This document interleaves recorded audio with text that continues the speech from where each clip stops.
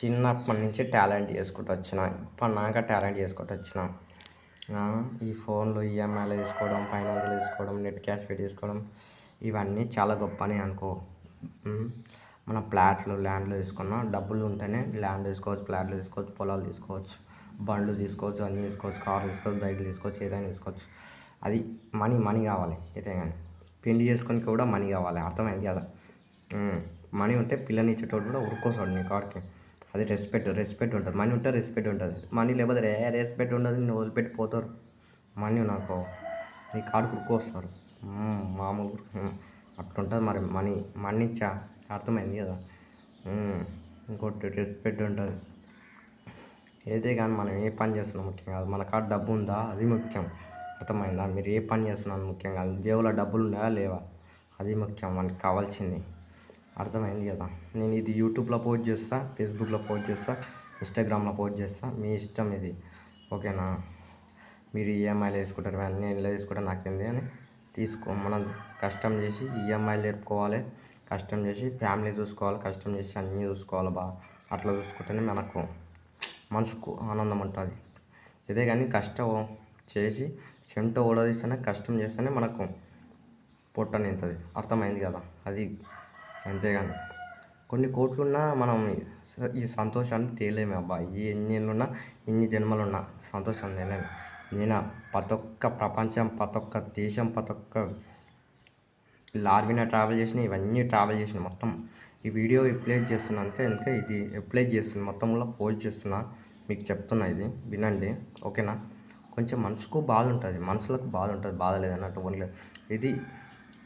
ఎంతో మన ప్రపంచంలో ఎంతో ఫోటోగ్రాఫర్ ఉంటారు, వీడియోగ్రాఫర్ ఉంటారు, ఇవన్నీ వాళ్ళ కోసం ఇది. ఎంతోమంది ఉంటారు మొత్తంలో. మన ఈ చేసిన మన పొట్ట కోసమే అండి, పరుగులు ఎత్తేది మన పొట్ట కోసమే.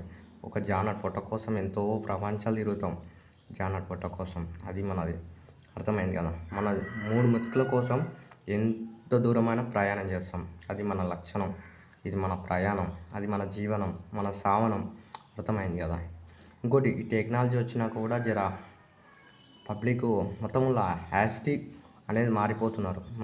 టెక్నాలజీ వచ్చినాక అసలు టెక్నాలజీ మనుషులను చంపడం ఏంది. టెక్నాలజీ వచ్చినాక మనుషులు బలైపోతురాబా. ఈ టెక్నాలజీ మనం తయారు చేస్తేనే టెక్నాలజీ తయారైందని.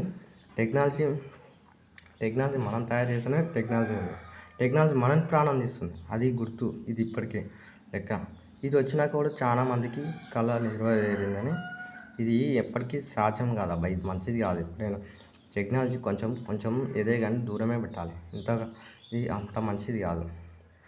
ఎందుకంటే టెక్నాలజీ ఎప్పుడు మనుషుల ప్రాణాలు తీసేది తెలియదు, అది మన లక్షణం.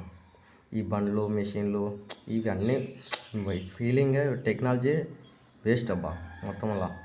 ఏదైనా మంచి ప్రశాంత బతకాలంటే ఏది లేకుంటే అది జీవనం సాధించవచ్చు మొత్తంలో. అని ఈ టెక్నాలజీ మొత్తంలో ఈ 30-40 ఏళ్ళ కింద వచ్చే, ఇది 25 సంవత్సరాల అబ్బా ఈ టెక్నాలజీ రావడం వల్ల. ఫోన్లు, బైకులు, లారీ, బస్సులు ఇవన్నీ మొత్తంలో టెక్నాలజీ వచ్చినాకనే మనుషులు జీవితాలు మొత్తం ఖరాబ్ అయిపోతున్నాయి. మొత్తం ఆగమాగం, మొత్తం దునియాన ఆగమాగం. ఏందో సమాజం ఎక్కడ పోతుందో, ఎక్కడ తీసుకుపోతుందో అస్సలు తెలుస్తలేదు. లాస్ట్కి ఏమవుతుందో మనకేం అర్థం కాదు. ప్లీజ్ ఫాలో కొట్టి, లైక్ కొట్టి, సబ్స్క్రైబ్ చేసుకో, షేర్ చేయండి, ఓకేనా మీ ఫ్రెండ్స్కి. ఈ వీడియో అయితే చాలా బాగుంటుంది, ఇంట్రెస్ట్గా మీకు చెప్తున్నా, ఓకేనా. నేను డిఫరెన్స్గా ఒక 10 వరకే చదివిన, ఎక్కువ చదువుకోలే. అందుకే 10 వరకే చదివిన. మొత్తం సైన్స్ తెలుసు, టెస్ట్ తెలుసు, ఇవన్నీ ప్రతి ఒక్క విజయశ్రీ, ప్రతి ఒక్క అన్నీ తెలుసు నాకు. నేను అన్నీ చూసిన, అన్ని ఊర్లు తిని, అన్ని ప్రపంచాలు తిని, ప్రతి ఒక్కటి మొత్తం తెలుసు, అర్థమైంది. ఇవన్నీ చూసి నాకు ఇసుకుట్టింది, ఓకేనా. మీరు కూడా ఎంజాయ్ చేస్తే చేయండి అని ఇట్లా దీన్నంతా ఖరాబ్ చేసుకోకండి అబ్బా. జీవితంలో మంచిగా అర్థమైంది. Please like follow.